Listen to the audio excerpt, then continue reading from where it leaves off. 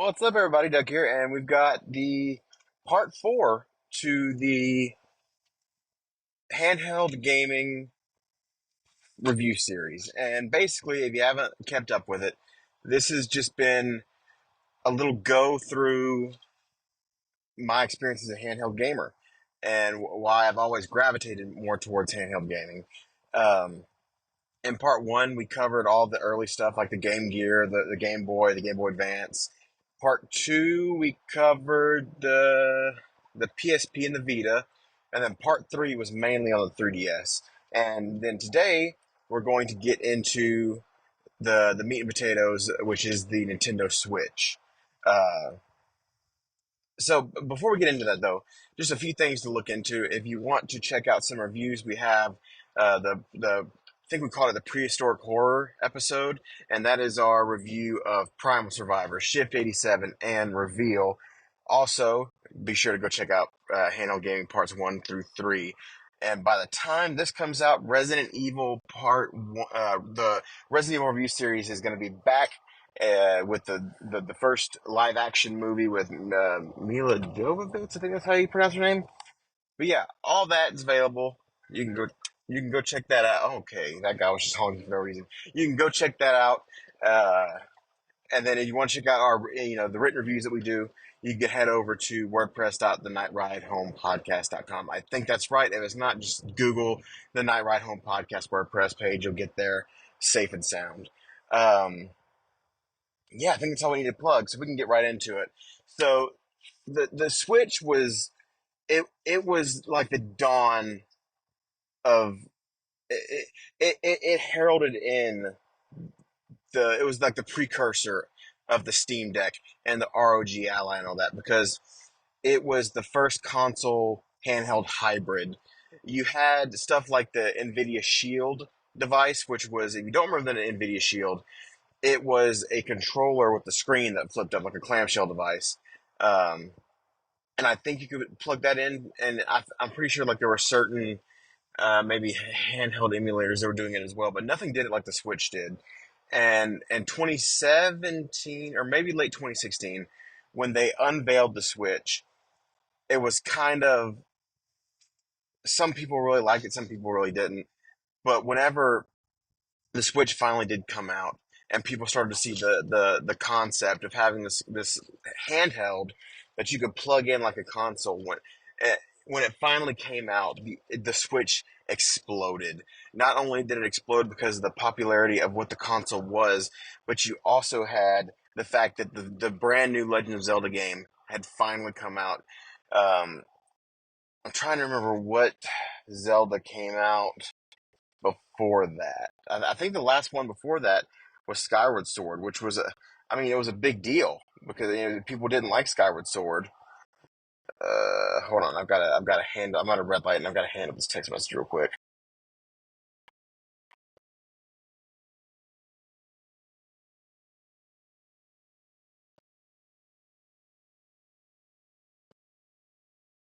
Okay, we got this. Okay, sorry for the little dead air. So yeah, the Switch came out, and it was. I think at the time of release, you could either get the black Joy Cons or the red and the blue Joy Cons, and it was just a standard LCD screen. And then a few years later, they had the Switch Lite, which basically it got rid of the Joy Cons, and it was just one compact handheld system. Still not as compact as I would, like. I really do miss the days of the 3DS and stuff like that. Uh, but then a few years after that, I remember this vividly because I was going to a funeral, and the funeral was quite a ways away. I think it was maybe like a 2 to 3 hour drive just to get to the place where the funeral was going to be. And I was listening to a podcast where they were talking about the Switch OLED, which was I mean, to this point in time, it is still the most current handheld. And I just remember everybody saying, you will never understand how big of a leap the Switch OLED is until you get one. And I had all of I had all three models of the Switch at one point in time. So the original Switch, I had it. Uh, I might have told the story before, but there was like this town in the middle of nowhere, Louisiana, that I had, because when the Switch came out, you couldn't get it because it was that popular, and I had to drive 1.5 to 2 hours to this little town in the middle of nowhere, Louisiana, and they just happened to have a Switch in stock. So I bought it. I drove all the way back to Lake Charles, where I went in my parents' office and I opened it up. I got everything set up on it, and I'm pretty sure I think I had bought Breath of the Wild for it, but if I didn't, I think what I even want to say that maybe I didn't buy Breath of the Wild with it. No, okay, I can tell you for sure that I had Breath of the Wild, but what I also did is the eShop was kind of getting traction with the 3DS, but in the Wii and the Wii U, but the I didn't really get into the eShop until the Switch days, and the beginning days of the Switch, the shop was understandably sparse. But I remember downloading the Octopath Traveler demo, and I think the demo for Arms and the demo for Pokken Tournament or Pokken Tournament, whichever one you want to say. And honestly, Breath of the Wild did not grab me at the time because I did not think I was ever going to be able to get a Switch because of the stock shortage. So I went through and I watched a walkthrough on YouTube of Breath of the Wild. Oh, that's weird. So when I bought Breath of the Wild, I thought maybe I would be able to. It'll be different because this is me playing it, but at the time it just wasn't. So I got the Switch and nothing really happened with it for a while. But then when I started to get more games for it, that was when things really started to take off for me. Um, so I really, again, the main things. Oh, well, I guess I talked about the Switch. So the Switch Lite is actually a funny story. I sold my OG Switch, and then I bought a Switch Lite off of Facebook Marketplace. I got it for $100, and then the Switch OLED. Uh, I think I did a payment plan on that, and yeah, I did a payment plan on it or something. And just when I did get the Switch OLED, I was playing Pokemon Legends Arceus at the time, and it really was just a night and day difference between the Switch Lite and the Switch OLED. I remember the first time I turned on the Switch OLED, I could not believe the difference in screen quality. It was just absolutely incredible. Um, but yeah, I mean, all in all, when you look at what the Switch offered, um, the hybrid the hybrid capabilities of the console, the Switch walked to the Steam Deck and the RG Ally and the Lenovo Legion Go. All those handhelds could run. And while I think that Nintendo made a lot of really bad decisions with the Switch, most of which is the not willingness to bring forward Street Pass, and also the lack of a clamshell design and the lack of a more portable option. Like the Switch is portable, sure, but it's not portable as the 3DS was, where I can stick it in my pocket. That being said, the Switch is what really, really, really expanded my taste for handheld gaming from just something I was passionate about to a full blown obsession. So we're going to go ahead and we're going to start talking about some of the games that were on this amazing handheld, and we'll go from there. Starting off, the game that really set the world on fire for me back in 2018, maybe 2019 even. I can't remember. It was Super Smash Brothers Ultimate. If if your first Smash Brothers game was Ultimate, you probably didn't understand what a big deal this was. Every character that had ever been in a Smash Brothers game in one game with new characters, with a bunch of stages, like all this stuff wrapped into one package, and that was a big deal because every Smash Brothers game when they were announced, there would always be new characters, but there would also be characters that were taken out or phased out, like the Wii version had the Pokemon Trainer, but the 3DS and the Wii version didn't. I think like just stuff like that. Like there would be different characters. This game had all of them, and not only did it have all of them, it had new characters, and then it had I think it was like two waves of DLC characters that came out eventually, and the DLC characters were good. We got Sephiroth. We got the Steve from Minecraft. We got Sora. Like just these amazing characters that really fit into it. And sure, you had more Fire Emblem characters. You're always going to have Fire Emblem characters. It's the best turn-based tactics game, in my opinion, that Nintendo has. Of course, they're going to continue to pump out characters and put it into Smash Brothers. That's neither here nor there. I remember this game coming out and planning a get together at my house where I had a bunch of friends come over. We all played Super Smash Brothers Ultimate, but my goal was that I would again a week after the game came out, and I marathoned this game to unlock everything. And I think that I didn't want to. I think the thing is I did not want to do it the way where you do certain things to unlock each character.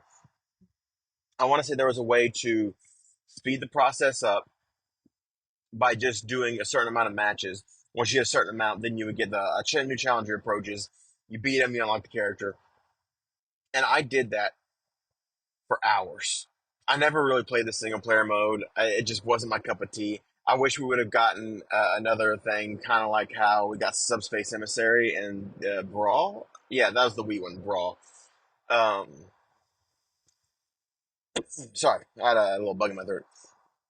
But yeah, just that week of just marathoning Super Smash Brothers, learning all the characters, and then the night of having a bunch of friends over, I had smoked a brisket. Just the perfect party game when you really think about it. And just speaking of these fun party games, Super Mario Maker 2. I didn't have a Wii U, and I also there was a 3DS version of the original Mario Maker, but it wasn't as good. And I had watched the YouTube videos of Mario Maker 1, and having Super Mario Maker 2 and just being able to download dozens and dozens and dozens and dozens of custom Mario levels. I think there was even like a feature in the second one where you could download like full campaigns, quote unquote, of Mario levels, and it was just really cool. Uh, the we talked a little bit about Breath of the Wild, but going deeper into it, Breath of the Wild was this open world Zelda game. It was masterfully done. Um, some people didn't like it. I was one of those people at the time, and the reason I didn't like it was yes, one, I knew what was going to happen in the game because I watched a full playthrough of it. Obviously it wasn't going to hold my attention as well, but also I felt the durability of the weapons was way too low. Um, the excuse me, the lack of full dungeons kind of I didn't like that. It had the shrines which were cool, but it just wasn't my thing. Um, oh, excuse me, I'm a little burping fit over here. So you get down into it, and it was a great game, but I really screwed myself over with the walkthrough. But if you have not played Breath of the Wild, you really do need to play it. Um, we had the remake of Link's Awakening, which is really good. I have memories of playing the original Link's Awakening, and while I never played the remake of Link's Awakening, I am looking into revisiting that, especially with Echoes of Wisdom coming out over like on the horizon. Uh, there was a Hyrule Warriors franchise, which I played the first one, but there was a second one that was a prequel to Breath of the Wild that again I haven't played that one yet either, but it is on my list. Just really cool what they did there, and we're going to talk about the other Warriors franchises they did on the Switch in just a moment here. Uh, but yeah, and then we got Tears of the Kingdom, which was the game that grabbed me. So what made Tears of the Kingdom different for me was the new systems they put into place. So they had basically the same map from Breath of the Wild, which, stay with me. It was the same map with some things different here and there because some time has passed between the events of Breath of the Wild and Tears of the Kingdom. Um, but you also had this map, this up above you, where it was like this big. It wasn't connected really, but it was this big structure up in the sky where it was a whole map up there, and there's a whole map below the surface of Hyrule. So you had the same map as Breath of the Wild, but you had two other completely new areas of the same scale. So it was almost triple the size of Breath of the Wild, and there were these new mechanics they added in where there was stuff like we could make your. I mean, people were making vehicles, and people were just basically breaking the game, and there were so many different ways of getting through challenges that even the developers of the game were like, we did not mean for you to do that, but it's great that you were able to beat the level that way. And I the best way that I can describe this game is I have these casino shows that I do all the time, right? And the very first one I got, I was so excited to do it. I wished that the shows would have been canceled so I could have kept playing Breath of the Tears of the Kingdom. It was that good of an experience. I was obsessed with it. I was figuring out where all the shrines were. I was figuring out where all the best horses were. I was looking up how to get the Master Sword and going to all the different locations, unlocking different fast travel points, going to find new villages, and the list goes on and on and on. And it's the more I talk about it, the more I'm thinking about going back and playing Breath of the Wild and really getting that experience for myself.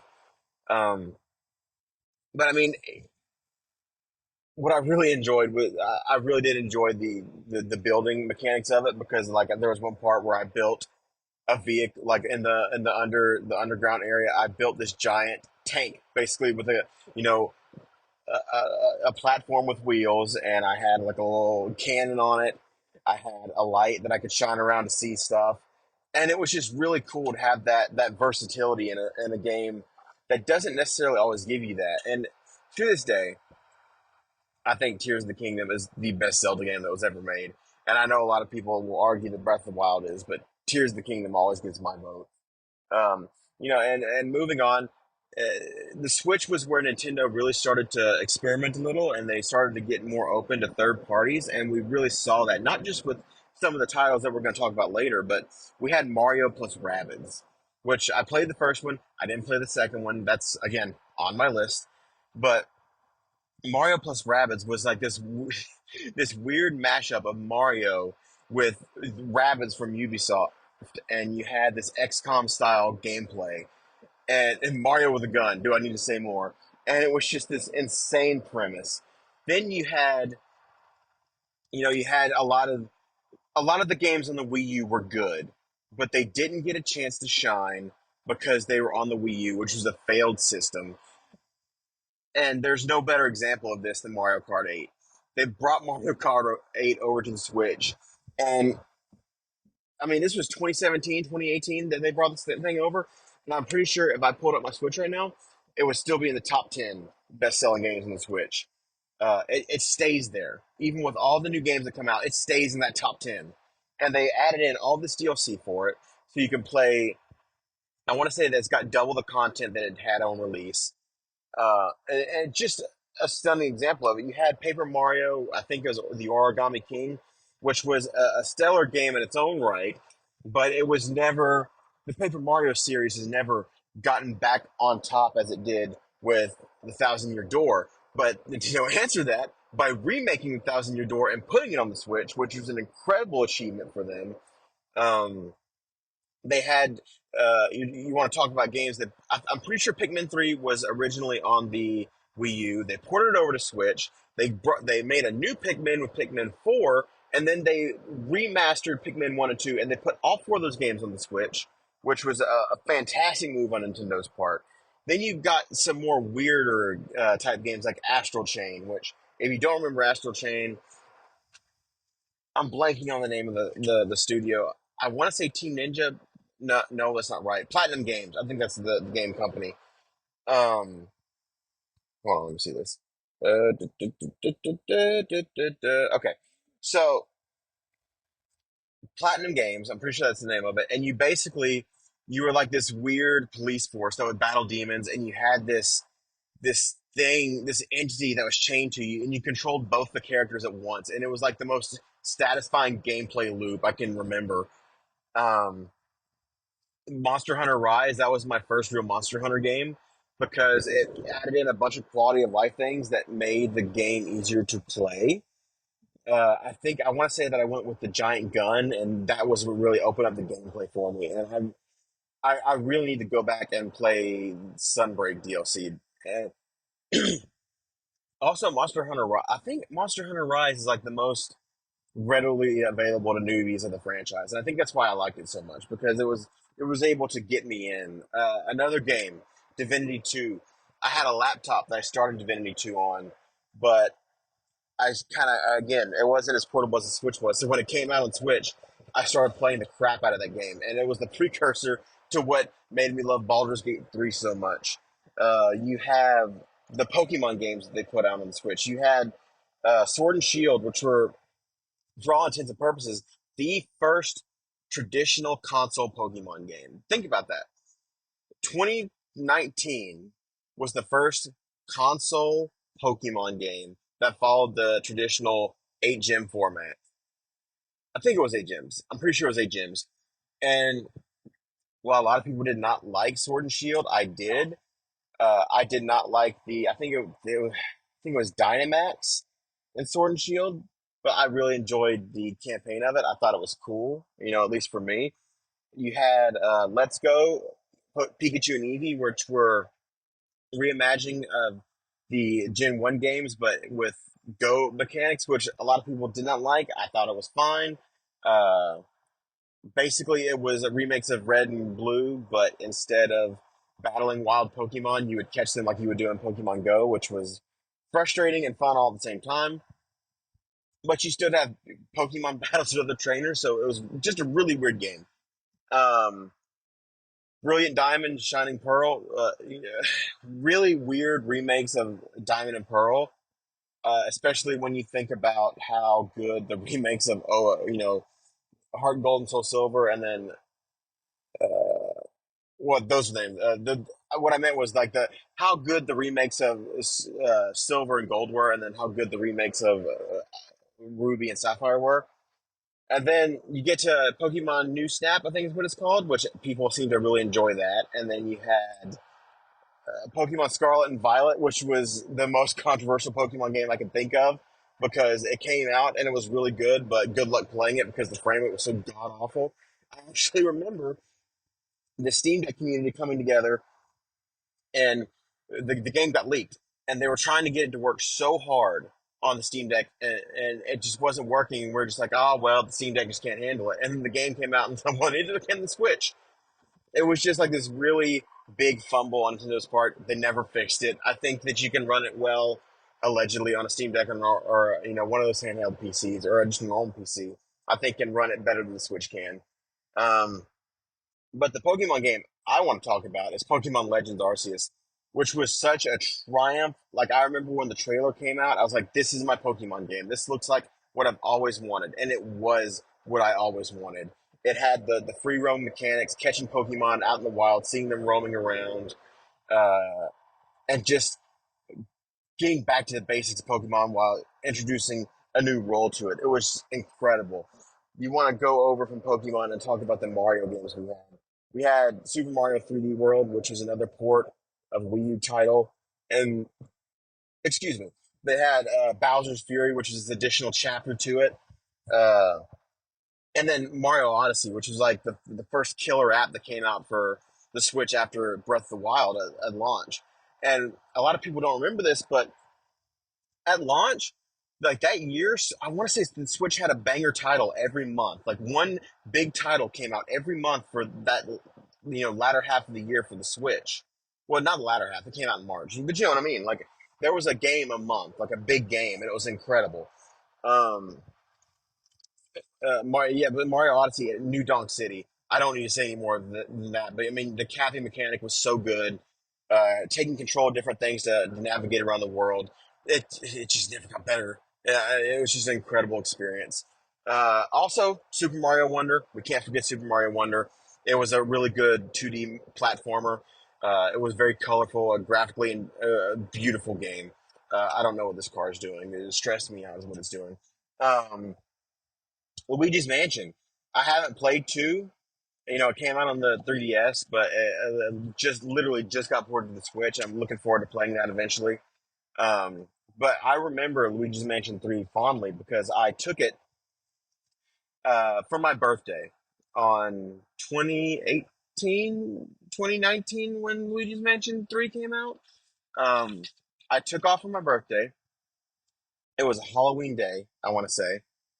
and I loaded up my Switch and I went to Cigar Club and I just sat there for hours smoking cigar. I'd be playing Luigi's Mansion 3, and when I would finish smoking one, I'd just get up and I'd go buy another one. And then when I was done playing, I got up and I went to Daryl's, and it was just so good. Luigi's Mansion 3, it was a graphically beautiful game, especially on the Switch. I don't think I played it on the Switch OLED. I played it on an OG Switch. I want to go back and play that game on. Oh, you know what? I did play it on Switch OLED because I did not beat it the first time. I went back later on and started a new playthrough, and that's when I actually beat the game. Um, Metroid Prime Remastered, a remake of Metroid Prime 1 that really got us, stoked up for the Metroid franchise again. And then there's Metroid Dread. Both games I plan on revisiting soon. Metroid Dread was actually released with the Switch OLED, and it was really the game that people were like, look at this game and how good it looks on this OLED screen. And it was one of the first games I played actually when I got my Switch OLED. Just a fantastic 2D Metroid game. You look at Stardew Valley coming to the Switch, which is a big deal because I loved Stardew Valley on my laptop, but playing it on the Switch was such a different experience because on the laptop I had to get to a point where I was at the end of the day to save the game. On a Switch, I paused it, put it into sleep mode. I came back to it later. It did get better than that. I put hundreds of hours into Stardew Valley on my Switch. Um, Dragon's Quest 11 or Dragon Quest 11. I'm not sure which one. Um, just a game that a fan. It's on my list. I never played it, but I played the demo, and the demo was fantastic. A great turn-based RPG with fantastic graphics and a bunch of little bells and whistles that gave the Switch version that weren't in the other versions at the time. Splatoon 2 and 3. I never played Splatoon 3. Again, on my list. But Splatoon 2 was a fantastic multiplayer game. I played so much of it.